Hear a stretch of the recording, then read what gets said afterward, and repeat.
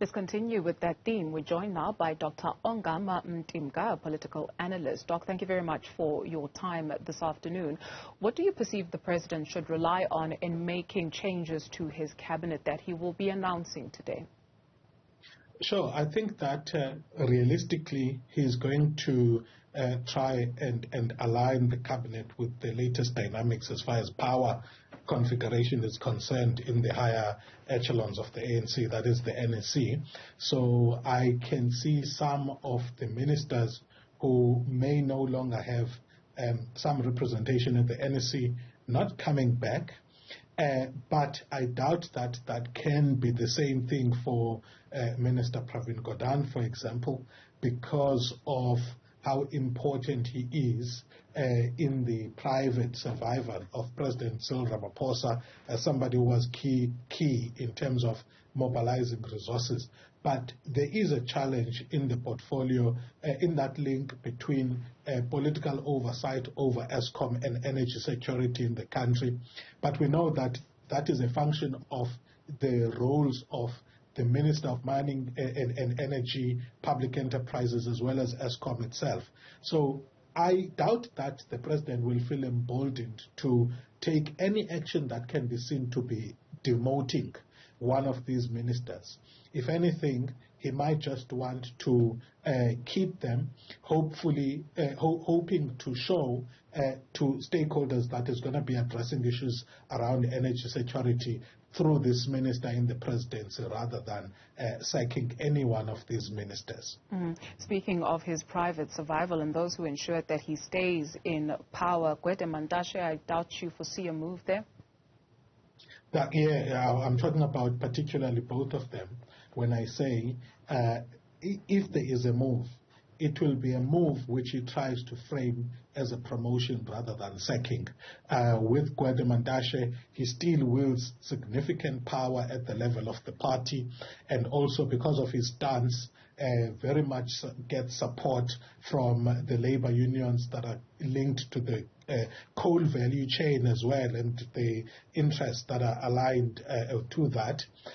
But while also Pravin Gordhan, it may be linked to, and when I say linked, I'm not saying corruptly so, on both of these instances, to the pro-renewable energy groupings. So my view is that he's going to want to tread carefully in this space and not actually upset the external stakeholders that are looking at him with a view to enabling greater investment in renewable energy while at the same time sustaining the proliferation of coal power that we have.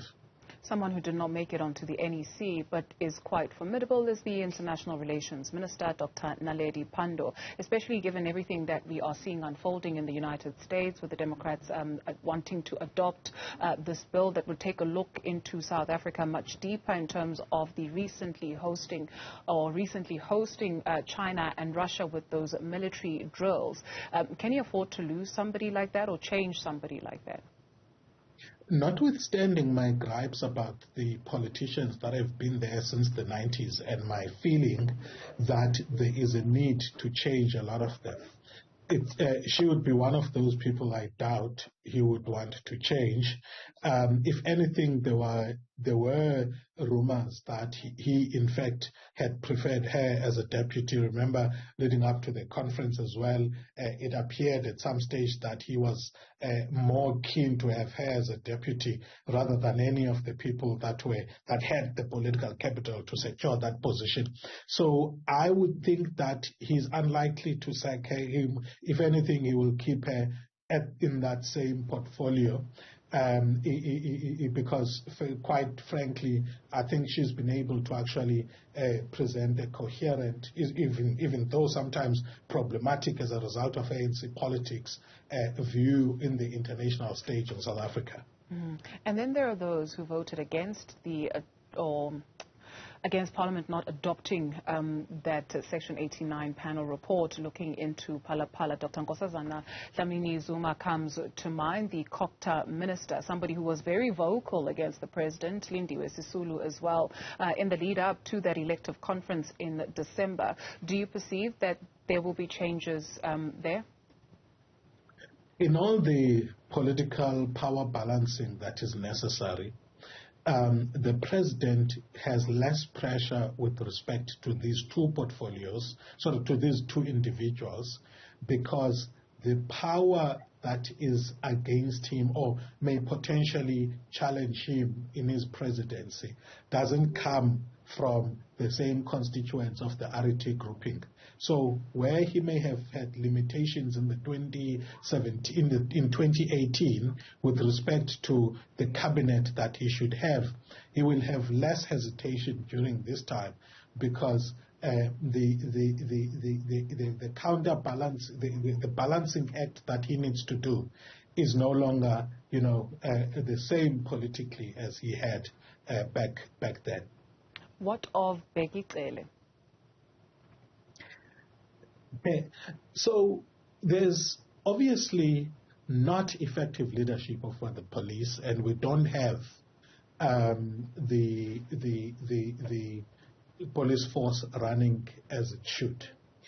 I want to believe the views that he wants to put him in intelligence. For some reason, people who are alleged to have contacts within the intelligence, within these communities,